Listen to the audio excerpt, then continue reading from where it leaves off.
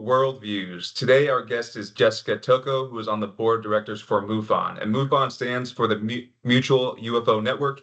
It is a UFO reporting center that is one of the oldest and largest organizations of its kind and has over 4,000 members worldwide, with representatives in 43 countries, as well as all 50 U.S. states. So, Jessica, can you just start us off by giving us a breakdown of the organization and what got you into UFO research? Yep. And actually, our membership has been growing. We have 7,000 members now, and we're in 46 countries.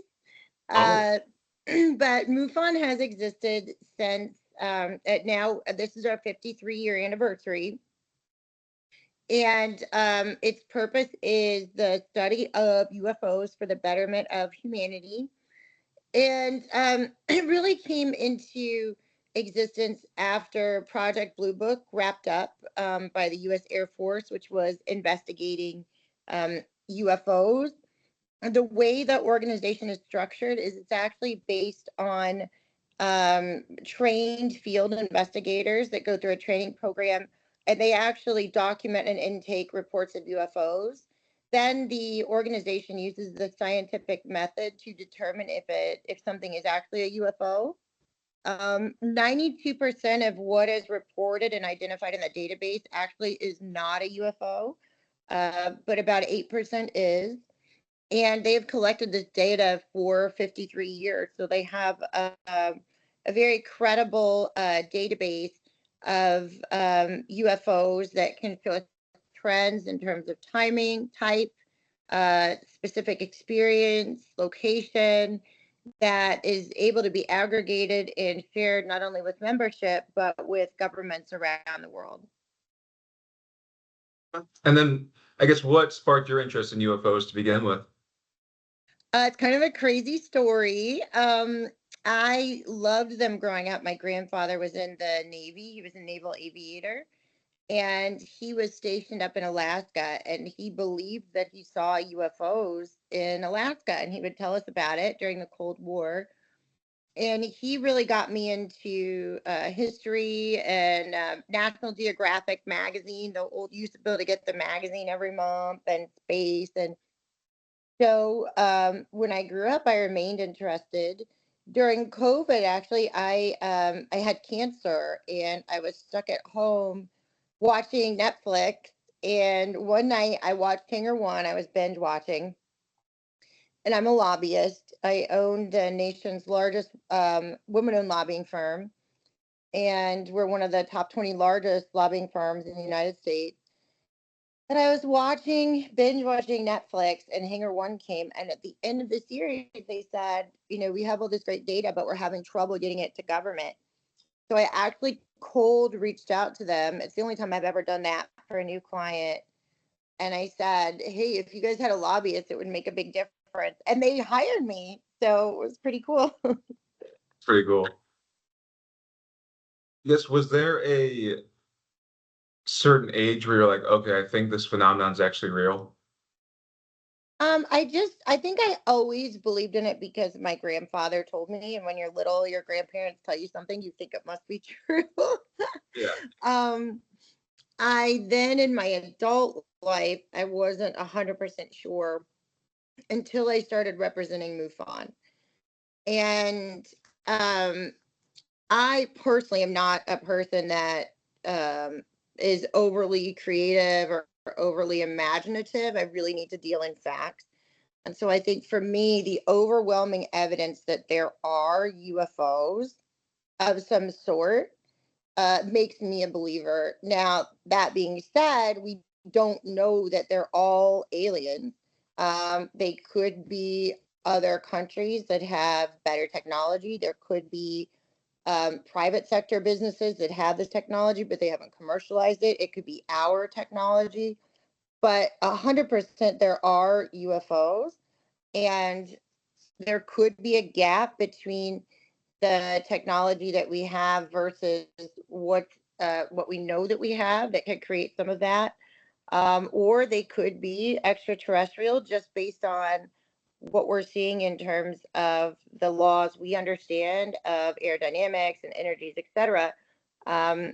What's been confirmed, I think now in national press, is that there are UFOs that are acting beyond what the average human understands of technology. So it's really ahead and we don't know, or it's got to be extraterrestrial. Okay. Do you personally believe it's extraterrestrial? Um, yeah, and I hope it is because I think that would be really cool.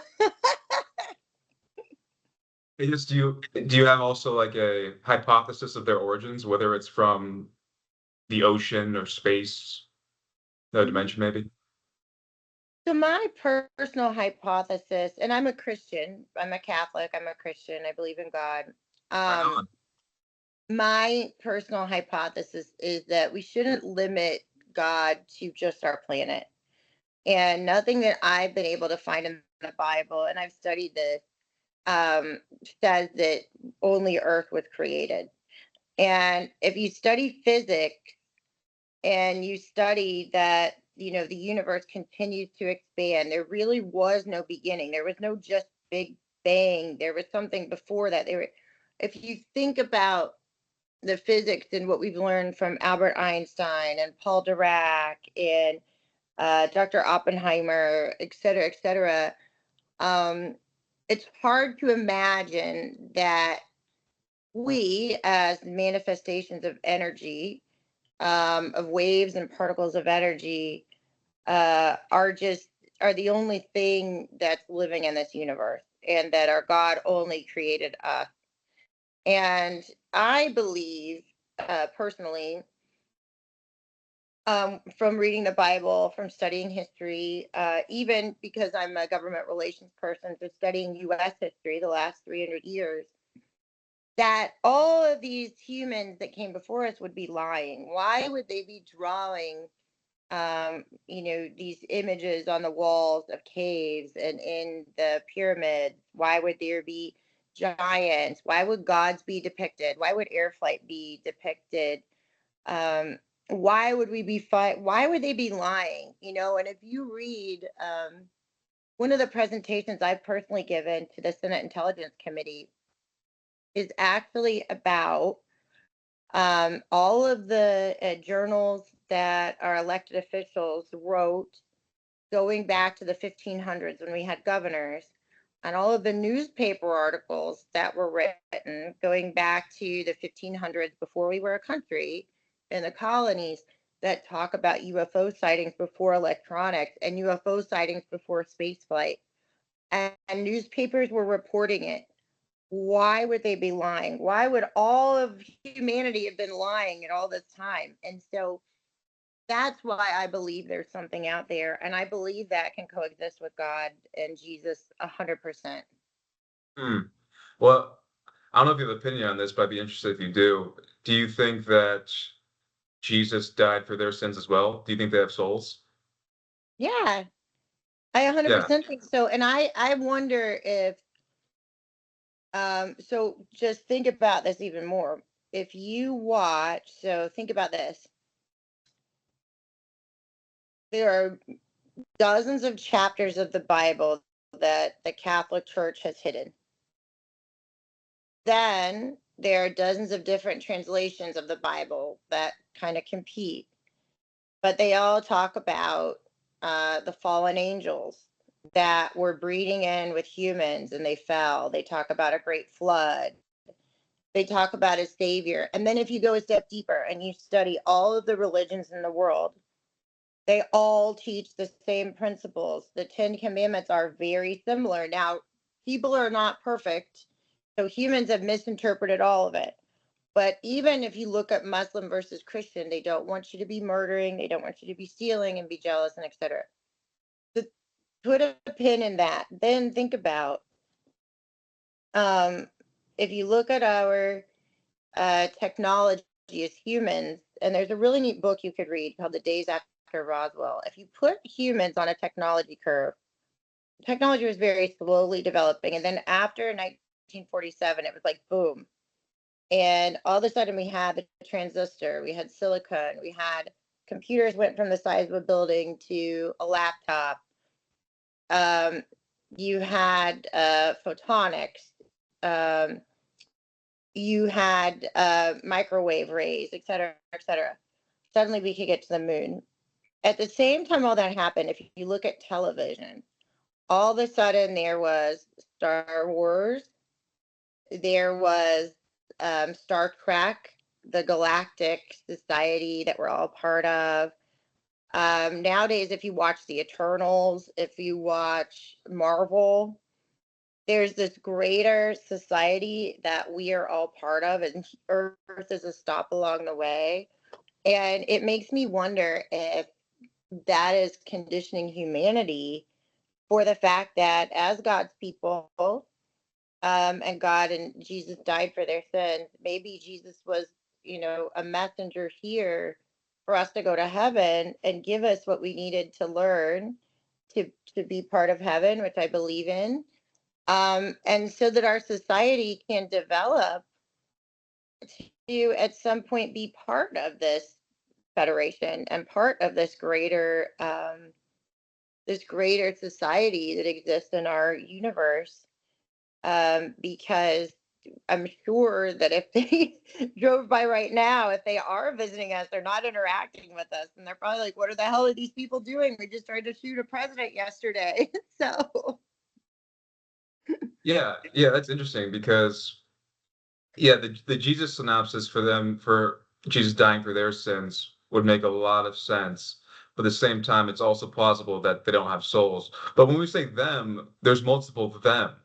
We're talking about there could be other planets, like I said, other dimensions, even coming from the ocean. So it's really hard to say definitively if it's multiple places or if it's just one origin of existence for them.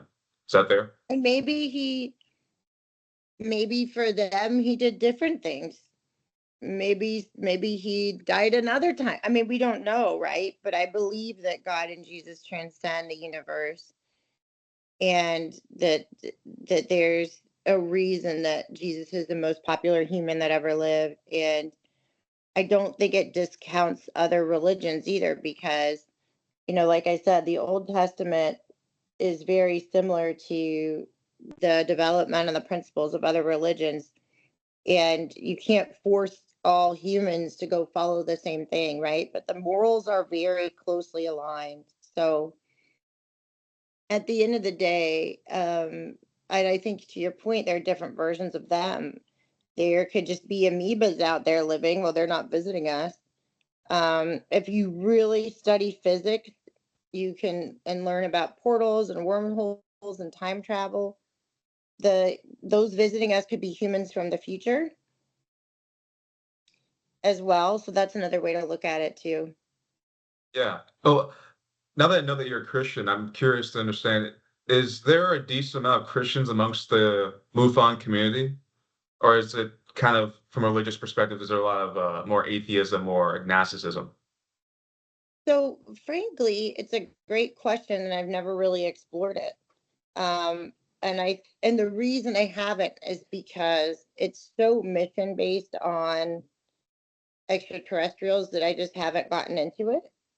Um, but that's something I actually probably should explore. I've never thought about it, just because for me, as long as like I can reconcile it with me, I'm good. Yeah. And from a organization perspective, like what does an average day look like for you? Well, so I'm on the board, so my time is volunteer. Um, but we have an office in Cincinnati. It has 4 employees. Um, and then we have these 7,000 members nationwide. So on an average day, our employees are intaking reports. We get about 10,000 reports a month, either put directly into our database or they're calling the office reporting. Um, and then our staff are processing those, as well as our field investigators and our memberships and our volunteers. Um, if someone just, they saw a UFO in the sky, it's going into our database, and it's we're aggregating other sightings to see what else is out there.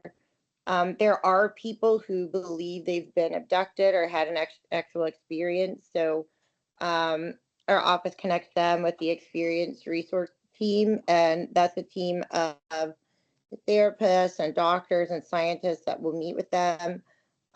Sometimes you get people that really didn't experience anything. There's a lot of mental health issues in the United States. And sometimes you get people that are more credible, but that team is trained. They follow HIPAA laws and they follow codes of conduct to intake and deal with those things. I, as a board member, my role is on the public policy. So what I do on day to day, since I've been involved, as you've seen, there's been multiple pieces of legislation in the National Defense Authorization starting in 2020. So my day to day is tracking legislation, encouraging more legislation, seeing if the federal government is following what they did. MUFON compiles a monthly report to Congress of our sightings, making sure that that gets out. And then managing, with 7,000 members in the US, that's been a huge way for us to influence Congress to get them to act, because those are all constituents. So we're able to micro target what district they're in, what state they're in, and make this a really bipartisan effort for disclosure. And then we're always trying to put out information on our social media and our newsletters on our website to really educate our membership about what we're trying to do to encourage disclosure. My role is to really, on a day-to-day basis, push the credibility of the data, because there are dozens of UFO organizations out there, and a lot of them are based on this guy saw this, that guy saw that, and they don't have a lot of evidence. Whether or not you agree with it, we have literally hundreds of thousands of photos and videos and recordings and pieces of evidence, and that has increased since the existence of the iPhone. Back in the day, 50 years ago, you see a UFO, you got to get your camera loaded up, da da da. Well, now you just whip your phone out, right? So my day to day is really continuing to push out our credibility in terms of volume and verification up against folks in the industry that are, oh yeah, I saw this when I worked in the government, and trying to show like our credibility versus that type of credibility. And how long do you say you've been with the organization? I initially got involved in 2019, so around the time we were doing the Gillibrand legislation that got us into the NDAA. Okay, and I guess since then, what I guess what do you think you've done that you're most proud of? I would say that the legislation on disclosure. So we've now gotten 3 different pieces of legislation. The first in 2020 allowed for members of the Defense Department and our soldiers and our troops to be able to report UFOs without any retribution. That was huge because our service members are trained. We make significant investment in them. They're on the front lines, and they should be able to report a UAP. It doesn't mean they're calling it an alien, but the Chinese could have something we need to know, or terrorists. So they need to be allowed to report. So I feel like I really helped them. This last recent legislation created an avenue and empowered our pilots to be able to report, which is another group that's been over the past few decades really harmed in their careers when they report. And again, they're out flying planes. They're the ones that are going to see it. They're also trained, and they're, very credible, highly trained individuals. So that's where I really felt I've made a difference, is to create legislation that's passed that's protecting those that just want to report what they see. It's interesting because it seems like pilot testimony from an average citizen's perspective holds the most weight. Mm-hmm. And especially since obviously the David Grusch hearing was, I think, last year. I mean, it was 2 years ago now. But Mm-hmm. the pilot, I forgot his name, Ryan Graves, Mm-hmm. his report of what they saw in the sky was or one of the many. One was a black cube inside of a translucent sphere. Do you recall this? Mm-hmm. Yeah, that is mind bending. Just imagining that. And they said that that object kind of split between two planes and just went at speeds that were just so astronomically fast, it was insane. But the fear behind that is just crazy too. If you're a pilot in the sky and you see something that's one, cannot be explained at all by the human eye, and then two, it almost kills you. Yeah. And it shouldn't be illegal to share that. And if you were to come to a MUFON event, you will meet people who they see something, and again, they're not always calling it an alien, but they see something they can't understand or explain, and it's very traumatic for them to have to hide it, or to, when they do disclose it, lose their job, be ridiculed, be embarrassed, be discredited. And so, my goal as a human in this situation, and I believe the goal of MUFON, is to allow people to disclose what they see. And we're trying as a society to allow people to come out of the closet if they're, if they're gay or lesbian, to allow people to um, be in the military no matter what their beliefs are. We want to promote people to express their religious freedom. So why wouldn't we let a pilot or a service member report what they see? And to me, that's just mind boggling. And we're here in the United States where you have freedom of speech, and you shouldn't have to live keeping those secrets. And I've met a lot of people. We even had a speaker here, Bob Salas. He's written a few books. He saw some really disturbing things in Montana in the 1980s around our nuclear missile site. And he never told his wife. He's been married. This is his 55-year anniversary. Never told anybody. And then he finally read in a book about what he had seen and thought it had been disclosed. And then he could finally be honest with his family. And I just think that, people shouldn't have to live in the dark or embarrassed or humiliated if they see these things. And they should be able to report and be transparent with their families and their friends and their government. Yeah, it sounds like that's some of the most important aspects of the organization as a whole is being that listening ear for those people. Because some of the times it seems these sightings are like traumatic Yeah. experiences for these Mhm. people. It's not just you see it and it's gone. It stays with you because it's such a reality altering experience for these people. I mean, based on what the worldview is or was, it could really alter those things and make you very, I guess, fearful of how reality actually is versus how you thought it was before. Right. And so, and I'm sure there are people who imagine it or lie about it. If that's the case, they need help. And so if we just as a society say, you can't ever speak about this or you're going to lose your job and get, locked up, that's a real problem. Because again, just having been a lobbyist for so many years for technical companies, it's not a secret that companies will create technologies, but there can be a significant gap between the creation of the technology and the commercialization because they need to make revenue. So they can create the coolest science experiment ever, but unless they can sell it, what's the point? And so disclosing a UFO, you could have seen that, and you could have seen a technology that Elon Musk made. Or like I said, the Chinese, they may be ahead of us on something. Let's share.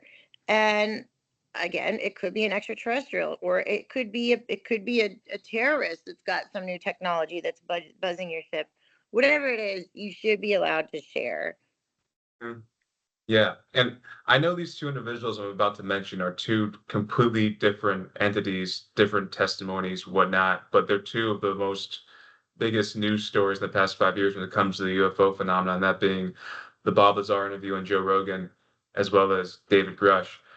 Within the MUFON community, those two testimonies hold to be more factually true than not.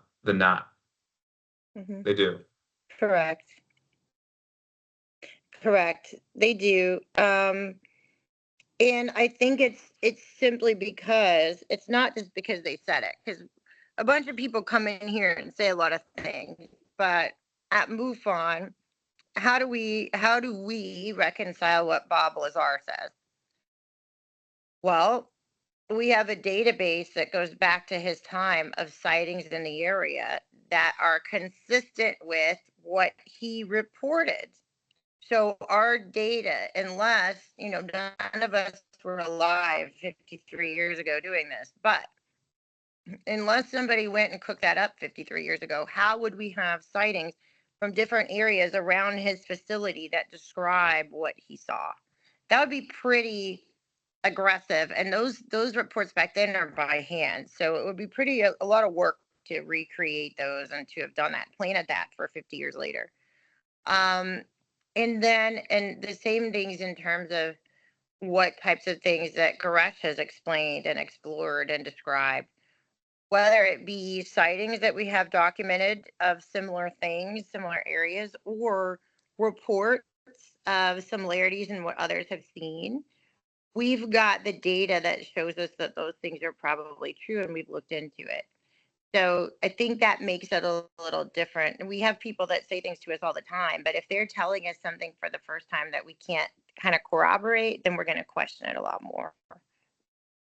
And then as for the reports, uh, from like a global standpoint, I suppose, is it usually reports of saucer shapes or balls? Or and is the color usually blue or gray? How's that look? What's the most consistent one? So it's actually funny. I'm glad you asked that. So I feel like based on our report, the UFOs are upgrading over time.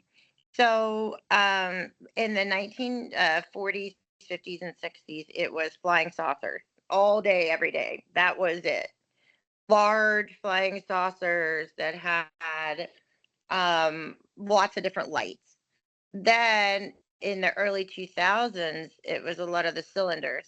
So everything was a cylinder that was green and blue and light. The orbs really have been for us and the majority of the sightings kind of the last decade. The orbs, they're smaller, they're more frequent, they're faster. So it's almost like alien technology is evolving too with what we're seeing and how and why. Do you think there's any most convincing hypothesis to why that is? I really think I'm joking about it, but I think probably their technologies are developing just like ours. Really? It's interesting because you'll see those really old paintings from hundreds of, well, not just hundreds, I guess even thousands of years ago that go back, that have a still like a saucer in the sky of these things. So it must be, I don't know, slow progression, or I guess different civilizations could have different be at different points within their technology. I don't know. I really don't, but it's interesting to think about for sure. And I guess for you then, do you have a certain UFO case that's the most compelling to you as being a factual event? So obviously, because I heard him from my grandpa, probably his. Um, but his were, so this is interesting. His stories were always, so he was a naval aviator up in Alaska. Um, from he served in the Korean War, and then he was stationed up there from 1957 until around 1975. And his stories were a lot about they were constantly waiting for like World War III to start and for Russia to come over and invade. That's what they were always watching for. And for missiles to come overhead across that area down to hit LA or California, because the path would have been up over Alaska and down the way it would have gone back then. And so his biggest story was about how the they something would come up on the radar, and they had a direct line. The U.S. government, a lot of people was communicating with Russia. Even there are books about the KGB and the CIA were talking together, maybe preventing World War III. Um, but he would always say it wasn't ours and it wasn't theirs, so we never knew who the hell had it. And the craziest thing is that it could trick radar. It could not show up on radar. They could see things from the visible eye that wouldn't show up on radar. They would move faster than the speed of light, faster than they should be. Um, and when they would get picked up on radar, there was a lot of times they were told to delete what they had recorded. They were always being asked to delete recordings and conversations. But they knew, when you're that close with your adversary and you have an open line of communication over radio and etc. with your adversary, you kind of get to know them. And it was never them and it was never us. So who was it? Hmm. Interesting. Is there any other cases such as, obviously, I think personally, Roswell definitely was something that was probably from a different civilization. I think the Zimbabwe UFO that went and landed with those kids, that is very compelling. Is there anything like that for you that you're just like, yeah, I think that for sure was definitely a factual, perhaps non-human intelligence? Yeah, so actually mine would be based on the research that I've done before electronics and space flight. So actually, if you look up in the 1880s, there at right after Lincoln was shot and we got through the Civil War, there were multiple sightings of UFOs over New York City, which was booming and developing, and the White House. And even pictures and drawings and newspaper reports about multiple sightings over the White House and over New York City. And there was no electronics, there was no electricity, there was no space flight. So, what were these things? And even back then, they were calling them flying saucers and aliens, and it was totally fine. And why would our press lie back then? As a matter of fact, no offense, our press was probably more credible back then because they had to check out the source before they printed it. Now it can just get printed online and changed. So to me, that's the most credible. Is there was nothing really to confuse it with back then. Yeah. And for you personally, have you seen one as an adult, like a No. UFO? Mm-mm. No. Have many MUFON volunteers that you've come across, have they seen something? Or is it Yeah. usually just like, okay. Usually, what happens is someone sees something and then they reach out, so then they become a field investigator, or they become involved that way, or they're retired former government and they were involved in something or saw something, so they want to be involved that way. Oh, okay. Interesting. And do you think there will be this disclosure occurring within the next decade or so? Or do you think that's a little too optimistic? I guess full disclosure. Yeah, so I've actually been working on an op-ed about this topic, that I believe that disclosure is happening in doses and it's already starting to happen.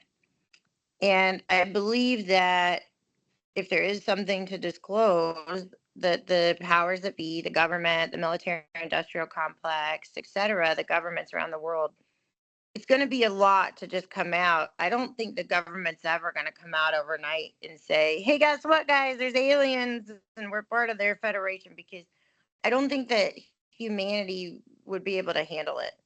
And so what I believe is happening is that bit by bit, there is legislation there. If you really read into what's happening, with like the UAP task force, they're denying a lot of things, but then they're not denying things. So the reports coming out from the UAP task force are saying, we haven't found dangerous UFOs, but they're not saying there are no UFOs. As I mentioned, if you watch TV, if you really study, and because I do media and government, so I have a different angle. There was a huge focus around the time of Roswell to shut down any press about this stuff, and if anybody reported about it, make them look crazy. And then it was actually Walt Disney who got involved in. If you watch in the 1960s, he was the one that actually filmed what the lunar landing was going to look at and shows to get people excited about it, and then got involved with Star Trek. And suddenly Hollywood was putting out like the concept of extraterrestrials in a way that was part of this galactic society. And now you're seeing more and more and more doses of this and like I said, Marvel's talking about it, all the Marvel stuff on Disney. And if you watch a lot of what they're doing with like Thor and Wonder Woman and all these like modern the Hulk, there's all these different planets. And so I believe that if there is something out there, either if there's not, it's just a coincidence. But if it's not a coincidence, there are multiple aspects of society that are already dosing us and getting us ready mentally that it wouldn't be so much of a surprise. Yeah, because I think they describe it as the whole ontological shock of what it could Mhm. imply, the implications of them being real. But sometimes I'm thinking it really depends what those implications are. Because I feel like the fear would be if they had some kind of role in creating humans would cause the ontological shock, or if they are able to somehow control our reality without us knowing. I don't know if it'd be as shocking if they're just there, like as we would see animals, but just on a cosmic scale. Well, I think it would disrupt the world economy because they've obviously got much better technology. Mm, So it would disrupt the oil and gas industry. It would disrupt the energy industry. So it would probably disrupt the stock market. So I think there would be concern there. Um, I think that's probably a big part of it. To your point, like, could it create unrest because people are worried that we're being controlled by aliens? How do people reconcile it with religion? Like, if you tell me that aliens were part of creating our race, I would be able to reconcile it right now by saying that was part of God's plan and part of what he wanted because he created the aliens too. So it wouldn't upset me, but it might upset other people. Um, so I think there's just a lot of that. And so I think slowly dosing us. And the reason I think it may be happening is that in my role, I talk to all ages. So if you talk to somebody who's like 60 and up, they're like, oh, this whole thing's batshit crazy. But if you talk to teenagers and 20 and 30-year-olds, they're like, yeah, there's got to be aliens. There's too many planets to not be aliens. Like, really? It's not that big of a deal. And they're more versed in technology and this concept of humanity that the older generations are not. So I do think that the younger people are more accepting and more open to it. it sounds like for you, since you've been around this topic for such a long time, nothing about the UFO phenomenon has really changed your worldview. Not at all, because I believe that if we really are part of some galactic federation and there really are aliens that have way better technology than us, if they wanted to hurt us or wipe us out, they would have done it already. So to me, it's not like, like Hollywood portrays like doomsday. Whatever is happening and it's going to happen whether or not we know. And us knowing, if there, I don't think that that's going to really change a lot. Yeah. Now, the Do way you it could change a lot is if we adopted their technologies and made our planet better. yeah. Are you a fan person of the alien movies in Hollywood and whatnot?